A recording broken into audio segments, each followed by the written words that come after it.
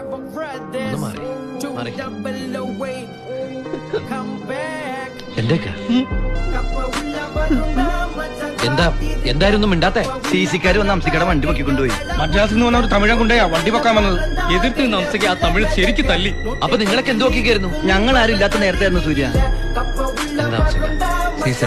പടത്തോടാണ് സത്യം. നമ്മൾ ചിന്തി കാശ് കൊടുക്കാനില്ല. അംസക്ക് വിഷമിക്കണ്ട. ഇപ്പൊ എന്താ വേണ്ടത്? RC ബുക്കും ഓട്ടോയോ അല്ലേ? നമുക്ക് ശരിയാക്കാം. പിന്നെ തല്ലുകൊണ്ടത് തിരിച്ചെടുക്കാൻ പറ്റില്ല. വേണേ നമുക്ക് തിരിച്ച് കൊടുക്കാം.